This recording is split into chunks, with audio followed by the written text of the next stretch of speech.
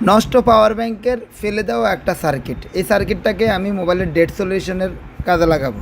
তো কন্টিনিউ করতে থাকুন আর ভিডিওটি শেয়ার দিয়ে ওয়ালে রেখে দিন। এই ধরনের ডিভাইস দিয়ে অথবা এই ধরনের সার্কিট দিয়ে অসংখ্য ডেড ফোনের ফল্ট ফাইন্ডিং করতে পারবেন। যদি এই ধরনের সার্কিট না থাকে অথবা ডিভাইস না থাকে, সেক্ষেত্রে যে কোনো নষ্ট ফোনের সাব পিসিবি দিয়েও এই ধরনের ডিভাইস বানিয়ে নিতে পারবেন। তো দেখতে পাচ্ছেন আমার সার্কিটটা তৈরি করা হয়ে গেছে। তো চলুন দেখা যাক কীভাবে ডেড ফোনের মধ্যে এই ডিভাইসটি কাজে লাগাই। তো এই ফোনটা ডেড অবস্থায় রয়েছে, আর্থার খাওয়ার পর বোর্ডটা ব্যাকা হয়ে ডেড হয়ে গেছে। তো আমার কাছে সার্ভিস করার জন্য পাঠিয়েছে।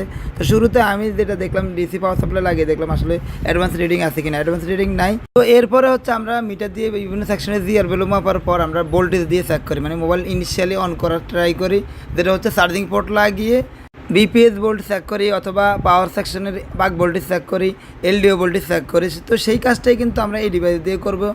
তো এই ডিভাইসটা আপনি যেই কোনো ফোনে ব্যবহার করতে পারবেন। এতে করে আপনার ফোনের সাথে থাকা মিডল পার্ট, বিটুবি কেবল, সাব পিসিবি এগুলি ক্যারি করতে পারেন। জাস্ট এই ডিভাইসটা লাগিয়ে ডেড ফোনের ফল্ট ফাইন্ডিং করে নিতে পারবেন। তো ভালো লাগলে ভিডিওটি শেয়ার দেবেন আর অবশ্যই আমার পেজটি ফলো করে দেবেন। প্রতিনিয়ত এই ধরনের ছোটো ছোটো ট্রিক আমি আমার পেজে দিয়ে থাকি।